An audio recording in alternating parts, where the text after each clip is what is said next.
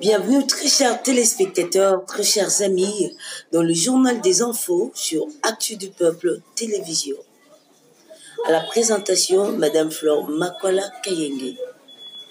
Mesdames, Mesdemoiselles et Messieurs, salut. Voici les principaux titres de ce journal. Qui dit mieux entre le révérend Coutinho Fernando, visionnaire et représentant légal de l'église armée de Victoire, et Joseph Kabila Kabange, l'ex-président de la RDC, sur le concept « Sauvons le Congo » ou « Sauvons la RDC ».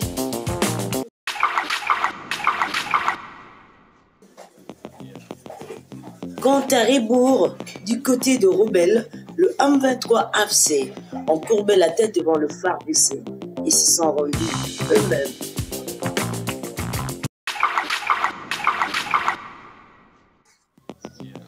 Zanga Mobutu, fils du président du Zaïre Mobutu Sese Seko Kuku Ouazabanga, sort de son silence à l'égard d'une exposition retraçant la vie de son père.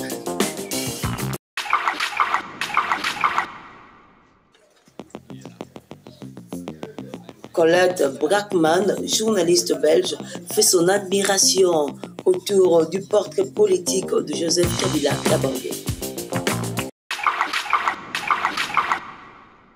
Toujours dans les cadres de sa mission itinérante, Bazaïba, ministre de l'Environnement au Katanga, a cette fois-ci visité avec joie le centre de promotion et d'encadrement.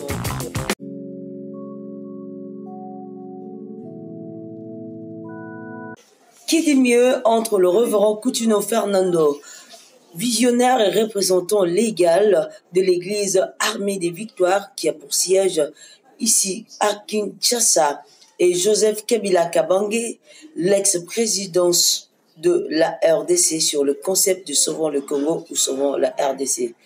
Monsieur Coutinho Fernando, le pasteur, s'approprie de ces concepts Sauvons les Congo et qui accuse l'ex-président d'avoir triché ces concepts en ces termes Sauvons la RDC. Suivons la vidéo. Qui m'a critiqué, qui m'a condamné à mort. Même, il a fait un mouvement que moi j'ai fait. A triché. Le président Kabila. En Kenya, il a invité les gens. Il a triché. Il a triché. Ah ouais, tu n'as pas peur. Il parle. Toi, tu as peur, c'est comme si. Il va t'avoir. Il a dit sauvons les Congo. Il a dit sauvons les Congo. C'est pour moi. Il fallait demander à ce propriétaire. Il m'a arrêté à cause de ça. Il m'a posé à cause de ça. Donc j'allais aujourd'hui mourir. Et j'allais. Quelqu'un voulait venir là-bas. Alors, il m'a dit, Papa Chi. Là, on est resté. Kabila est venu, maman sauvons le Congo. Il dit quoi?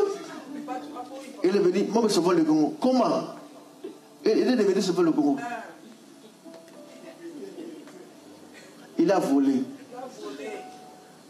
Voilà la vie, comment ça tourne. Hein? Il a volé. Voilà. Il a triché. Il a triché. Il a compris que l'idée des acteurs était tellement puissante. Moi, je dis, mais tu veux parler à sauver le Congo tant que tu n'es pas sauvé. Il faut que ton cœur puisse être sauvé d'abord. C'est un esprit. Amen. Alléluia. Quand tu dis ça, sauver le Congo, c'est un esprit. Amen. As-tu vu un parti politique a bougé un pays pendant 2 ans? Pendant 2 ans, c'est pas quand j'ai sauvé le Congo. Tous les Congos étaient bougés, tous les Congos. Devant les maisons, on est écrit sauver le Congo. Partout. De Macadam, sauver le Congo. Jusqu'à aujourd'hui, vers Rome Victoire, sauver le Congo. Jusqu'à Matadi, moi j'ai vu à Matadi, en Vouzi, on a écrit sauver le Congo. C'est pas normal. Il y a quelque chose de Dieu. Toi, tu amènes ça charnellement. Les gens te tricheront. Tu ne tricheras pas toi. Mais les gens te tricheront. Tu seras regardé, envié. Et toi, tu n'envieras pas. On t'enviera, toi, tu n'envieras pas. Voilà la différence entre toi et eux. Donc tu as la connaissance de Dieu. Amen. Ça marche. Amen. Ça marche. Regarde ton ami, dis-lui que ça marche. Ça marche.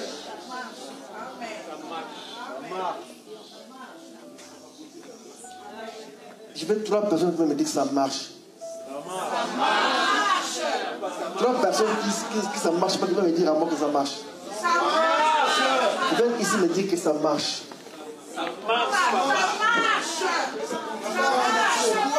Amen. Ça vient marcher. Ça marche. Amen. Ça continuera à marcher. Amen. Nanko. Et le colo est canaille. Amen. Amen. Amen. Avec assurance. Amen. Avec la réalisation. Amen. Ça marche. Amen. Ça marche. Ce n'est pas que Ekosimba, mais ici est Simbi. Nanko, le colo est canaille. La canaille, on va la colo. Il y a crème, il y a chantilly. Et le colo, Na compte canaille. La foi. La foi. Quant à rebours du côté de rebelles, le M23 AFC ont courbé la tête devant le FARDC en se rendant eux-mêmes. Ils se sont rendus eux-mêmes aux forces armées de la République démocratique du Congo, tandis que d'autres ont été neutralisés et ont été faits prisonniers. Place maintenant aux interrogatoires opérationnels. Suivons la vidéo. Qui proviennent de rangs du M23 dans les provinces du Sud Kivu et celles du Nord Kivu. Le récent groupe qui vient de nous parvenir est composé de 30 rendus et 15 capturés qui sont pris en charge par les forces armées de la République démocratique du Congo qui sont respectueuses des règles d'engagement, des comportements et des droits humains. Ces vagues de défection dans le rang du M23 sont le résultat du mauvais traitement tant au front que dans le centre de formation de Rumangabo et de Nyangezi, d'où ils viennent de s'échapper après leur formation. Ne pouvant plus supporter ce traitement inhumain et dégradant, le Randi lance un message à ceux qui sont encore sous les jougs du M23. Mie nilikuwa kwa M23, ilikuwa kitu moya haikuweza kutufurahisha na shie, bali tukamata kubeba kupenda yabo, si peke hatukupenda. Lakini tunafika kule tunakutana mateso njo mateso, fimbo njo fimbo, chakula hakuna chakula, mavazi hakuna mavazi, tukabakia saa vile manyama za pori. Banatuambia kila mara batatupatia mshahara, me hakuna mshahara. Kisha banageuka banasema ile gouvernement na njo yetawalipa mshahara yenu, na kutuonesha kama bao njo banakuya badirisha. Shi tukaona haitawezekana na tukafikia kwa hatua ya kukufa sana. Bamingi balikufa, baliua watu. Ukisimama unakunywa mai banakupiga masasi unakufa. Ukisema unaangalia huko pembeni banakupiga masasi. Ndio ilikuwa mshahara yetu kule, kutupiga masasi, kutuua. Banaua bakongomani bamingi bale banasema banakuwa baforme na bako banaua ndio watu. Joshi tukaona hakuna gizi tutatumika na bale watu, tukakwepa kubakimbia. Lakini ndezi ambia wengine bebali bakia kule bajikaze barudie bafukuye huko ku gouvernement njo baba yetu na njo mama yetu. Kule hakuna kitu, batendelea tu kusumbuka kule bure. Na hivi nawaza bengine bote batezi nisikia banayua kama mie niko policier na njo vile bali nifungaka, na barudie na basoda bengine bote barudie bakuye tufanye kazi ya nchi yetu ile. Kule kwebako hakuna kitu kule. Ndio kwa maana mimi na felicite kwanza gouvernement yetu kuendelea kutuchukua, banatuvalisha mzuri. Kwanza bangalie gizi mimi navala, mimi nilikuwa saa mbuti kule deja. Me banatuuzia manguo, banatuuzia na maviato, vyote banatupatia, tunakula mzuri. Na kwanza kama baliangalia kanza mese yetu iko saa bazungu, tunakula mzuri kabisa. Na mimi nawazia haya kwa njoo mwisho government endelea kufanya vingine. Na kuna wengi wanawazia sasa wakirudia hawatarudia mu madroits hapo. Kwanza mimi niko nawaambia dossier yangu balishaanza itrete pia nipate franka yangu mshahara yangu. Na kwanza petetre batezi nibeba ku mwimu chana banambia batezi nipitisha ku biro kwenda kamata franka yangu. Na hapa benzetu bebako kule bajue deja kama tulishakuwa tayari kwa kila kitu huko, hakuna problème huko. Tunashukuru sana gouvernement yetu. Premièrement, je remercie au gouvernement de nous avoir accueillis bien parce que lorsque j'étais dans la forêt, j'étais comme un animal parce que je vivais comme un primate. Il n'y avait pas des habits, il n'y avait pas de salaire, il n'y avait même à manger, c'est difficile.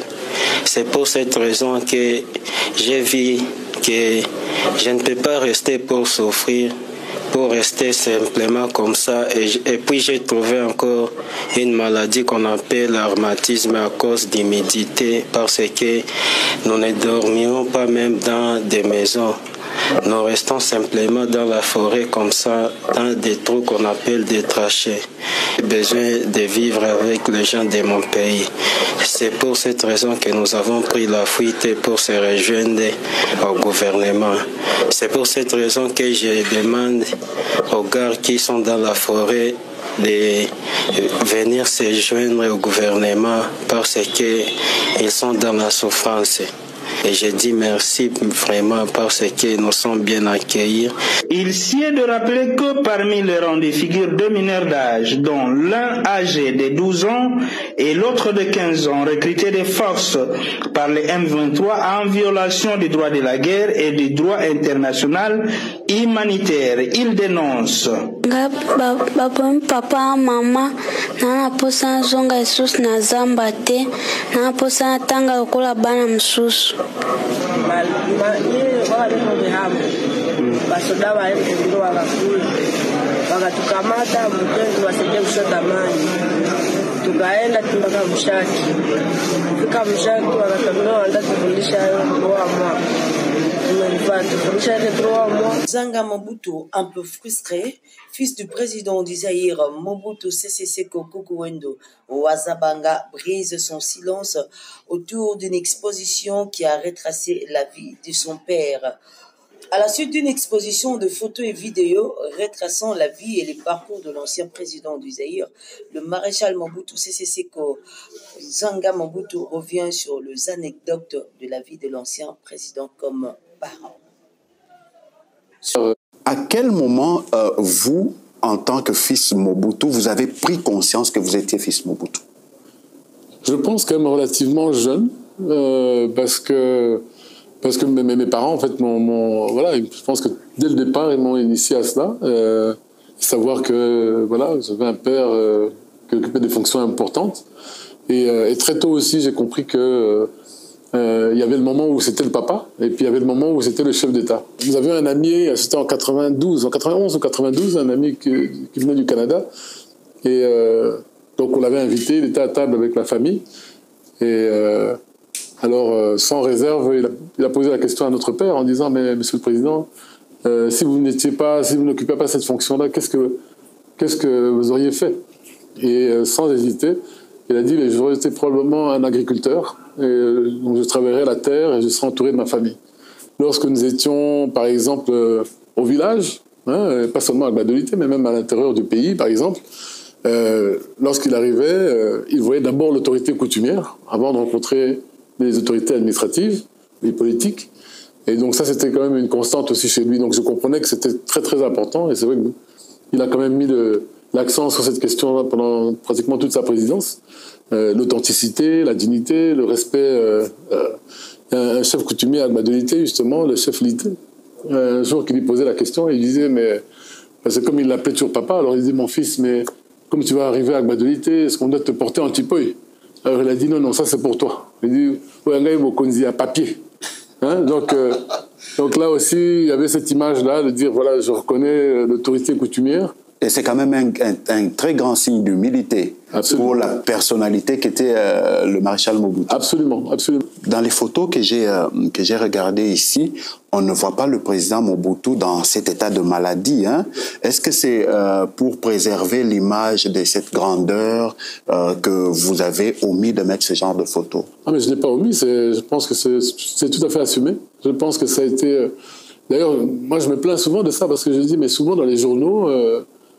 ces dernières années, on ne voit que ça. Enfin, je dis, c'est depuis plus de 20 ans d'ailleurs. Hein, on voit souvent. Chaque fois qu'on parle du président Mobutu, on montre cette image-là. Alors, je sais que c'est fait à dessein. Hein, je ne fais pas l'idiot en disant ça, mais je suis bien conscient que de ce côté-là, c'est ça qu'on veut passer comme message. Alors, de mon côté, je ne vais pas prêter le flanc à ça non plus. Donc, moi, je vais donner ce que. Et c'est pour ça que je disais tout à l'heure en commençant, je disais que c'est un choix assumé. Colette Brackman, journaliste belge, fait son admiration sur le portrait politique de Joseph Kabila Kabange et a dit ceci. Joseph Kabila se distingue profondément de son père par son tempérament et sa vision politique, là où Musée Laurent Désiré Kabila incarnait l'intransigeance révolutionnaire, le rejet viscéral de toute compromission et une posture résolument anti-tout.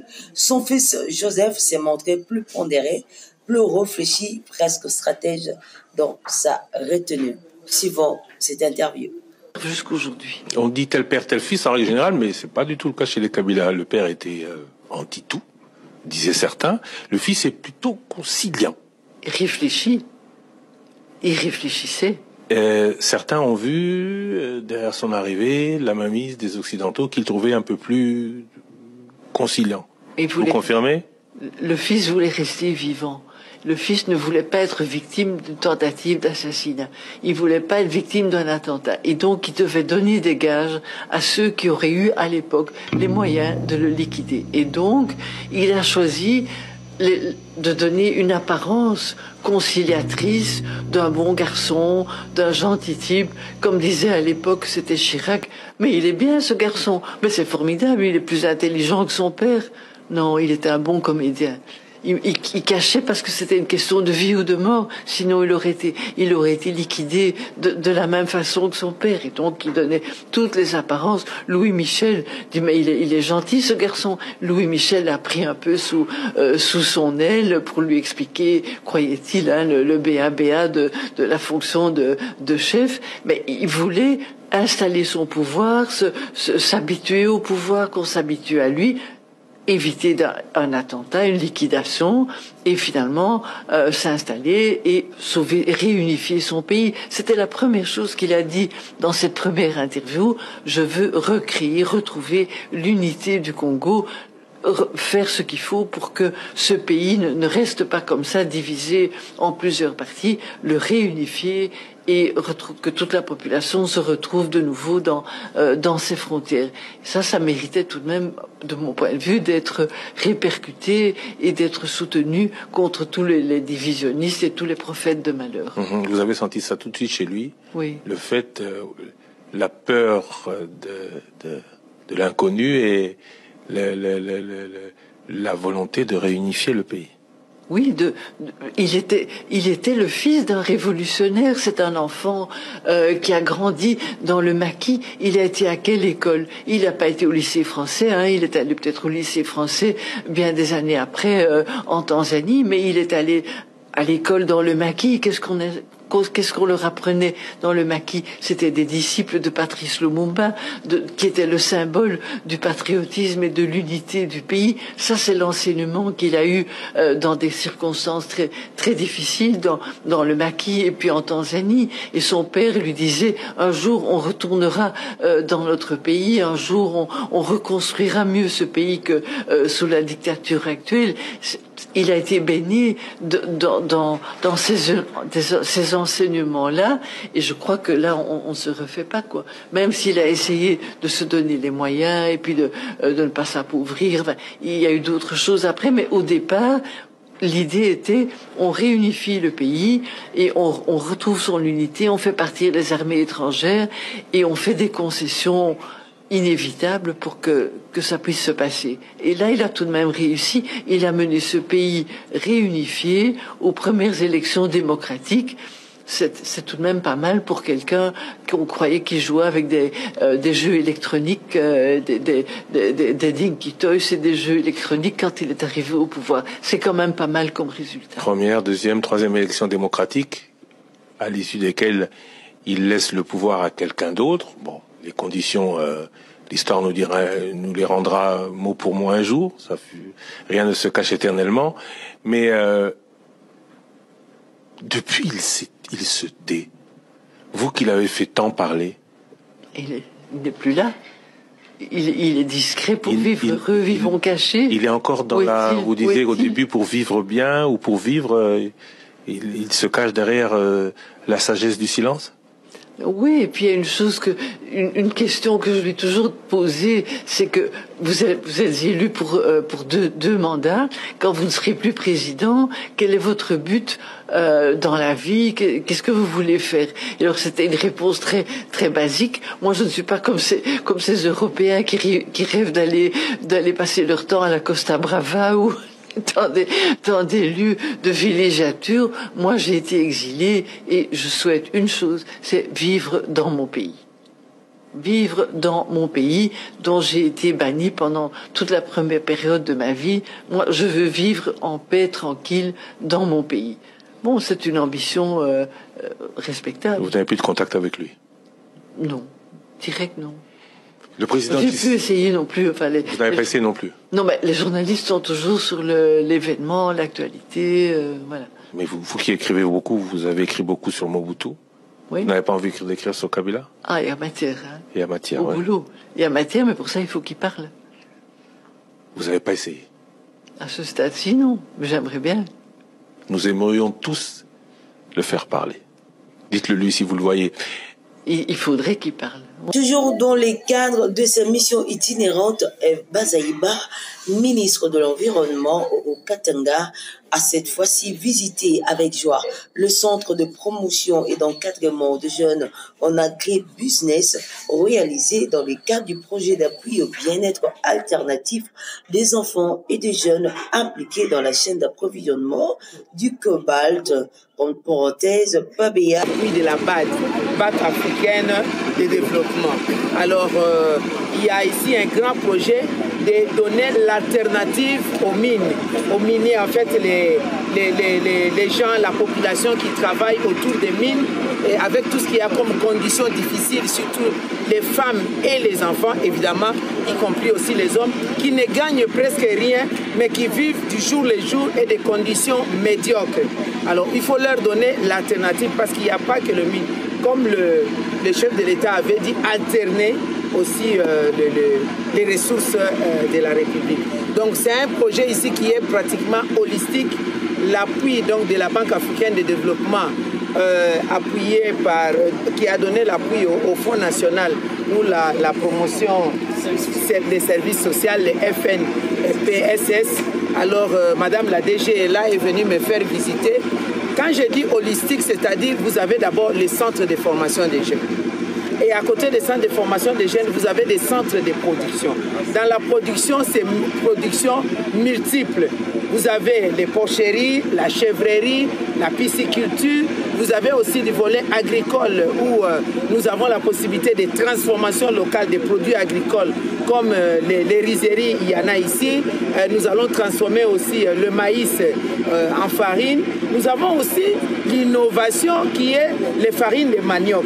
Donc nous avons ici plus de 1000 hectares où nous pouvons utiliser toute forme de spéculation en termes de produits plantés et on va les transformer ici localement.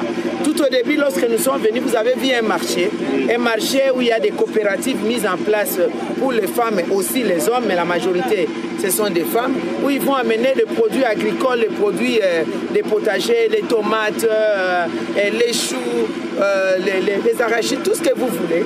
Hein, nous avons là. Il y a eu aussi des tests des sols ici, des études de sol qui ont permis même des produits en plus de maïs consommés ici localement comme produit de base et des manioc. On a produit aussi les soja. Donc il y a possibilité avec tous les mélanges fabriquer aussi l'aliment pour bétail. Donc vous avez vu quand j'ai parlé des porcheries, on a besoin de les alimenter, les chèvreries, la même chose et même la pisciculture. Il y a aussi la possibilité de produire les œufs, les poussins, donc les poules, les pondeuses, nous les avons, y compris les lapins qui constituent un peu un bonus au niveau de la région. Alors dans l'ensemble, ce centre du début de mise en œuvre jusqu'au fonctionnement, nous pouvons engager, donner l'emploi à plus de 3000 personnes. Vous voyez un peu ce que ça signifie.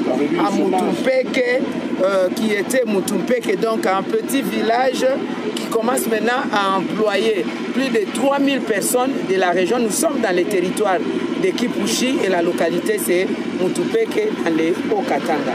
Alors, j'ai vu, je suis satisfaite comme propriétaire, donc ministère des Affaires sociales, parce que quand on parle du fonds social, c'est le ministère des Affaires sociales.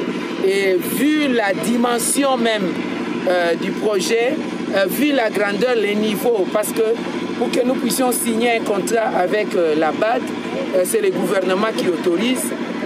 Nous avons un chef du gouvernement qui met en place la vision d'un leadership, le chef de l'État. Donc il faudrait que lui-même arrive, je vais lui faire un rapport, qu'il arrive pour couper les rubans symboliques et commencer à faire vivre les Haut-Katanga, qui fait partie de la République démocratique du Congo. Et c'est une satisfaction pour le ministère des Affaires sociales, Action humanitaire et solidarité nationale. Merci très chers téléspectateurs d'être toujours fidèles à ce rendez-vous de votre journal des infos sur Actu du Peuple Télévision. Abonnez-vous massivement, partagez, faites large diffusion et ensemble, nous allons aboutir à un point meilleur. Merci d'être connectés, merci d'être fidèles. Le microphone, c'était la présentation de Madame Flore Makola Kayenge. Nous allons nous retrouver très prochainement pour un tout nouveau numéro. Au revoir. Yeah.